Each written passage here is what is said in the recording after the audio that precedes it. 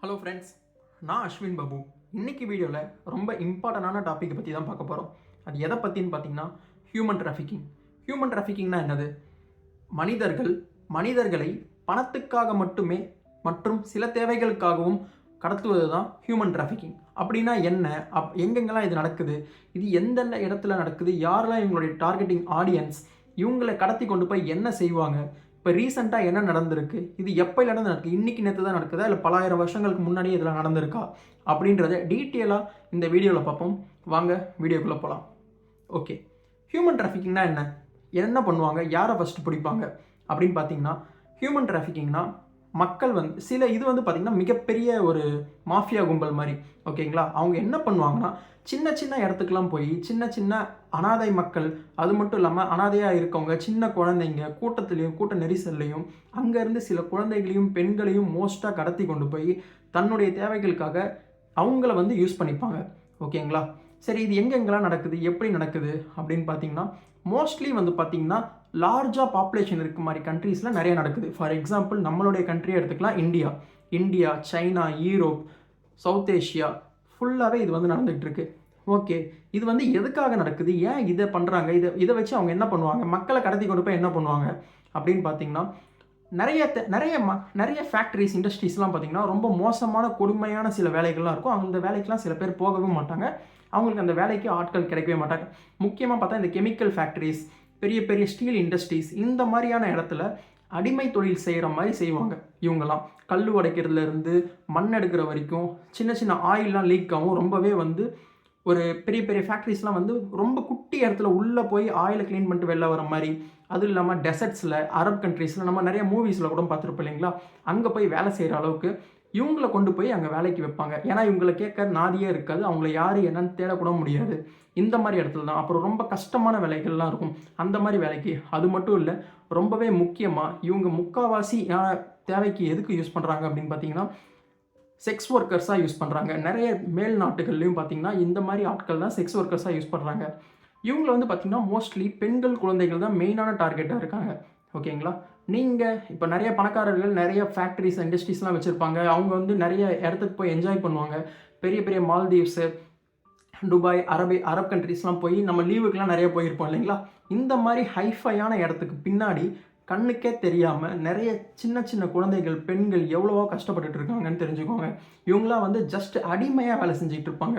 இவங்களால் அங்கேருந்து வெளியே வரவும் முடியாது, அவங்களுடைய பிரச்சனையை சொல்லவும் முடியாது. ஏன்னா ஃபஸ்ட்டு திங், அவங்களுக்கு மொழி, அவங்களுக்கு என்ன பிரச்சனை இருக்குன்றத இன்னொருத்தங்களுக்கு கன்வே பண்ணக்கூட முடியாது. அவங்கள்ட்ட ஃபோன் இருக்காது. சின்ன குழந்தைகளாக பிடிச்சிட்டு போயிடுவாங்க, சின்ன சின்ன பெண்களை பிடிச்சிட்டு போயிடுவாங்க. அவங்கள வளர்த்து கொண்டு போய் செக்ஸ் ஒர்க்கர்ஸாக ஆளாக்குவாங்க. ஸோ இதுக்கு பார்த்திங்கன்னா மிகப்பெரிய மாஃபியா கும்பலே வேலை செஞ்சுட்ருக்குன்னு தெரிஞ்சுக்கோங்க.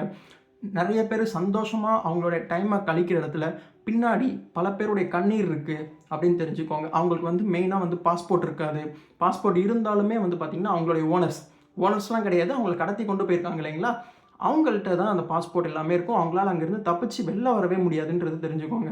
அவங்களோட கண்ணீர்லாம் அவங்களுக்கு, நமக்கு ஒரு கீழே அடிபட்டுட்டோம், ஒரு பிரச்சனை வந்துருச்சு, சொல்கிறதுக்கு ஆள் இருக்கும் இல்லைங்களா? அவங்களுக்கு எதுக்குமே ஆள் இருக்காது. அவங்களுக்கு ஒரு நாளைக்கு ஒரு வேளை இல்லை 2 வேளை சாப்பாடு கிடைக்கும். அது அவங்களுக்கு பிடிச்ச மாதிரியும் இருக்காது, ரொம்ப கொடுமையாகவும் இருக்கும். காசு கிடைக்காது. கிடைச்சாலும் அவங்க அந்த காசை வச்சு என்ன பண்ண முடியும்? அவங்க வீடு கட்ட முடியுமா? இல்லை வீட்டுக்கு அப்பா அம்மாவுக்கு அனுப்ப முடியுமா? எதுவுமே பண்ண முடியாது. ஓகேங்களா? அந்த அளவுக்கு தான் இந்த மோசமான நிலைமை இப்போ வரைக்கும் நடந்துக்கிட்டு இருக்குன்னு தெரிஞ்சுக்கோங்க.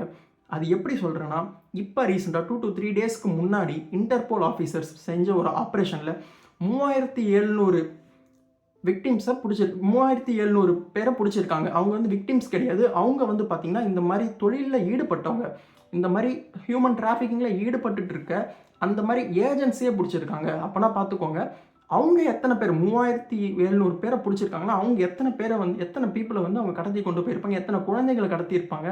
100+ கண்ட்ரீஸில் நடந்த சீக்ரெட் ஆப்ரேஷனால் இது கண்டுபிடிக்கப்பட்டிருக்கு. ஓகேங்களா? எந்த மாதிரி கண்ட்ரீஸ்லாம் இங்கே பிடிச்சிருக்காங்கன்னா, மெயினாக பார்த்திங்கன்னா ஈரோப், ஏஷியா, நார்த் அமெரிக்காவில் கூட நடந்திருக்குன்றது தெரிஞ்சுக்கோங்க. நார்த் அமெரிக்கா, சவுத் அமெரிக்கா, அது மட்டும் இல்லாமல் ஆஃப்ரிக்காலையும் நடந்திருக்கு. ஸோ இவங்களோட வேலையே பார்த்திங்கன்னா, குழந்தைகளை மோஸ்ட்லி பிடிச்சி தனித்தனியாக கிரேட் வைஸ் பிடிக்கிறாங்க. இந்த மாதிரி ஃபார் எக்ஸாம்பிள் ஆஃப்ரிக்காவிலேருந்து பிடிக்கிறாங்கன்னா அவங்களுக்கு வந்து ஊட்டச்சத்து நிறையா இருக்கும் அப்படின்னு சொல்லிட்டு அவங்கள தனிப்பட்ட விதமாக வளர்த்து அவங்கள வந்து ரொம்ப கஷ்டமான வேலைக்கு ஷிப்யார்ட் வேலைலாம் இருக்கும் ஓகேங்களா. அங்கெல்லாம் வந்து பார்த்திங்கன்னா ஷிப்புக்குள்ளே இறங்கி வேலை செய்கிறதா இருக்கும். அந்த மாதிரி வேலைக்கு அவங்க அனுப்பப்படுறாங்க. ஸோ இந்த அளவுக்கு மோசமாக இது நடந்துகிட்டு இருக்குது. இந்த மாதிரி நியூஸ் வெளில வந்ததுக்கப்புறம் இப்போயும் நிறைய பேர் ஷாக் ஆகிருக்காங்க. நிறைய கண்ட்ரிஸ் வந்து இந்த நியூஸை கேட்டு இன்டர்போல் ஆஃபீஸர் கொடுத்த நியூஸை வச்சு ரொம்பவே ஷாக் ஆகிருக்காங்க அப்படின்றது தெரிஞ்சுக்கோங்க. ஓகேங்களா. சரி, ஓகே. இந்த மாதிரி இது இருக்கும்போது இதுக்கப்புறம் நம்ம இந்தியாவுக்குள்ளே வருவோம். ஓகேங்களா. இந்தியாவுக்குள்ளே இது வரைக்கும் பார்த்திங்கன்னா எவ்ரி இயர் இது வரைக்கும் மோர் தென் 5000 கேசஸ் வந்து ஃபைல் ஆகிட்டு இருக்கு. எவ்ரி இயர் வந்து பார்த்திங்கன்னா ஈவன் இப்போ வரைக்கும் கிடையாது. ஒரு 2024-25 இப்போ வரைக்கும் நம்மள்கிட்ட வந்து டேட்டா இல்லை. பட் ஆனால் அதுக்கு முன்னாடி வரைக்குமே வந்து இன்னும் வந்து ஓப்பனாக வந்து டேட்டா வந்து பப்ளிக்காக இன்னும் எதுவுமே சொல்லலை, எந்த ஒரு நெட்வொர்க்லையும் போடலை. ஓகேங்களா. பட் ஆனால் ஒரு வருஷமே மோர் தென் 5000 கேசஸ் வந்து இதுக்காக ஃபைல் பண்ணிக்கிட்டு இருக்காங்க. ஓகே. ஒரு வேர்ல்டு வைஸ் பார்த்திங்கன்னா இந்தியா தான் ஃபஸ்ட்டில் இருக்குது. இது மெயின் ரீசன் பாப்புலேஷனாக இருந்தாலுமே கூட, பட் ஆனால் பாப்புலேஷன் இவ்வளோ இருக்குன்னு நம்மளால் அசால்ட்டாக விட்டுற முடியாது. பட் ஸ்டில் இந்த மாதிரி கேஸ் நடந்துக்கிட்டு இருக்குன்றதை நம்ம தெரிஞ்சுக்கிட்டு தான் ஆகணும். அதுக்காக நம்ம அவேராக இருந்து தான் ஆகணும். இந்தியா ஃபஸ்ட்டில் இருக்குது, சைனா செகண்டில் இருக்குது, பாகிஸ்தான் அதுக்கப்புறம் வந்து பார்த்திங்கன்னா அமெரிக்கா இருக்காங்க. ஓகேங்களா. அவ்வளோ வளர்ந்த நாடு அமெரிக்கா, அவங்களையும் இந்த மாதிரி பிரச்சனை நடந்துட்டு தான் இருக்குது. இதை வந்து எந்த ஒரு போலீஸாலையும் இப்போ வரைக்கும் ஜீரோவாக கண்ட்ரோலே பண்ண முடியல. இதுதான் இப்போ வரைக்கும் ஃபேக்ட் நடந்துகிட்டு இருக்குது. ஓகேங்களா. தமிழ்நாட்டில் மட்டுமே கடந்த 4-5 வருஷமாக வந்து பார்த்திங்கன்னா 40 கேஸ் ஹியூமன் டிராஃபிக்கிங்கில் வந்து பிளேஸ் ஆகிருக்கு.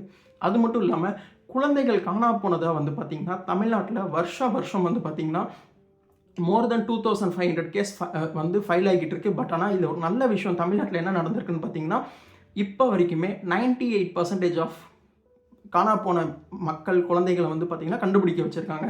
கண்டுபிடிச்சி திரும்பி கொடுத்துருக்காங்க, அந்தவுடைய பேரண்ட்ஸ் கிட்ட கொடுத்துருக்காங்கன்னு தெரிஞ்சுக்கோங்க. ஸோ இந்த அளவுக்கு அவங்களோட பேரண்ட்ஸோ அவங்களுடைய உறவினர்களோ அவங்கள சொந்தக்காரங்களோ லத்தாஜிக்காக இருந்ததுனால தான் இவ்வளோ நடந்திருக்கு. ஓகேங்களா. சரி, ஓகே. இந்த மாதிரி விஷயத்தில் நம்ம இப்படி பார்த்துட்டு இருக்கோம், இந்த மாதிரி தான் நடந்துக்கிட்டு இருக்குன்னு சொல்லி நம்ம இதெல்லாம் பார்த்துக்கிட்டு இருந்தாலும் இது இப்போலேருந்து நடந்துட்டு இருக்கா இல்லை முன்னாடியிலேருந்து இருக்கா பார்த்தீங்கன்னா பலாயிரம் வருஷங்களுக்கு முன்னாடியிலேருந்தே நம்மளோட இந்தியாவில் இது வந்து ஒரு சிஸ்டமாகவே இயங்கியிருக்குன்னு பார்த்துக்கோங்க. முக்கியமாக வந்து பார்த்திங்கன்னா லோவர் கேஸ்ட், மிடில், அந்த மாதிரி ஒரு லோவர் கேஸ்ட்டில் இருக்க மக்களுக்கும் அதே மாதிரி பார்த்திங்கன்னா இந்த மாதிரி ஃபாரஸ்ட்டில் வாழ்கிற ட்ரைப்ஸுக்கும் ரொம்பவே நடந்திருக்கு. ட்ரைப் மக்களுக்கு ரொம்ப நடந்திருக்கு. ஏன்னா அவங்களால எதிர்த்து போராட முடியாது, போய் கேஸ் போட முடியாது, அவங்களுக்கு ஒரு டிரான்ஸ்போர்ட் ஃபெசிலிட்டிஸ் இருக்காது, பெரிய ஆட்களை தெரியாது. இங்கே வந்து பார்த்திங்கன்னா பணம் அதிகமாக வச்சுருக்கேன், பணம் இல்லாதவனை ரொம்பவே மோசமாக நடத்தியிருக்கான்னு தெரிஞ்சுக்கோங்க. சரி, ஓகே. இப்படி இருந்தாலும் நம்ம ஹிஸ்ட்ரியில் பார்த்தா ரொம்பவே அந்த காலத்திலே வந்து பார்த்திங்கன்னா தேவதாசி சிஸ்டம்னு ஒன்று இருக்குது. தேவதாசி சிஸ்டம்னு நம்மளுடைய முக்கால்வாசி பேருக்கு அது என்னன்னு தெரிஞ்சிருக்கும் இல்லைங்களா. கோயில்லையே இது மாதிரி டைரெக்டாகவே வலுக்கட்டாயமாக இது ஒரு சிஸ்டம், இதுக்கு நீ அடாப்ட் தான் ஆகி ஆகணும்னு சொல்லிட்டு குறிப்பிட்ட சமூகத்தின் மக்களை மட்டுமே நீ இந்த மாதிரி செக்ஸ் ஒர்க்கராக வந்து தான் ஆகணும், நான் சொல்கிற இடத்துல நீ நடனம் ஆடி தான் ஆகணும்னு சொல்லிட்டு ரொம்பவே ஃபோர்ஸ்ஃபுல்லாக அது ஒரு சிஸ்டமாகவே ஃபாலோ பண்ணிட்டு இருந்திருக்காங்க நம்மளுடைய இந்தியாவிலையும் தமிழ்நாட்டிலையும் தெரிஞ்சுக்கோங்க. சரி, ஓகே. அப்பார்ட் ஃப்ரம் தட் இது எல்லாமே போக இது வந்து மிகவும் மோசமாக இன்னமும் நடந்துகிட்டு இருக்க ஒன்று, வெளிப்படையாக வெளியே தெரியாமல் நடந்துகிட்டு இருக்க ஒன்று தான் குழந்தைகளை கண்டுபிடிச்சி. அது வந்து பார்த்திங்கன்னா இது நிறையா இன்டர்நெட்லேயும் படத்துலையும் நம்ம பார்த்துருப்போம். அதுவும் இல்லாமல் நானே நேரில் நிறைய கேட்டிருக்கேன். இது வந்து பார்த்திங்கன்னா ஃபார் எக்ஸாம்பிள் நான் வந்து சிவில் சைட்டில் ஒர்க் பண்ணியிருக்கேன், எனக்கும் இந்த அனுபவம் இருந்திருக்கு. நான் அங்கே இருந்த ஹிந்தியில் இருந்தால் நிறைய பேர் வந்திருப்பாங்க இல்லைங்களா. இந்த பீகார், மகாராஷ்டிரா, இந்த மாதிரி இந்த ஒடிசா மாநிலத்திலேருந்து வேலைக்கு வரவங்கள சொல்லியிருக்காங்க. இவங்க வந்து பார்த்திங்கன்னா மோர் தென் பெரிய பெரிய கன்ஸ்ட்ரக்ஷன் ஒர்க்லாம் போவாங்க.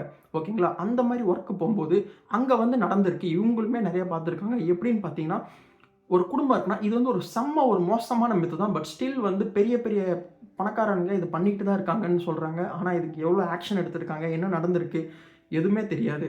பட் ஆனால் இது உண்மையானு கூட தெரியல. பட் ஸ்டில் பொருளையாக தான் வந்திருக்கு. என் காதுக்கு வந்ததை நான் இந்த வீடியோவில் எக்ஸ்பிளைன் பண்ணணும்னு நினைக்கிறேன்.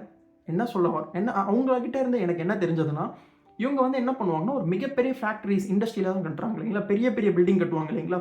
மோர் தென் 18 to 25 ஃப்ளோர்ஸ்க்கு மேலே கட்டுவாங்க. பெரிய ப்ராஜெக்டாக இருக்கும். அதோட ப்ராஜெக்டோடைய வேல்யூவே வந்து மோர் தென் 50 to 100 crores மேலே இருக்கும்.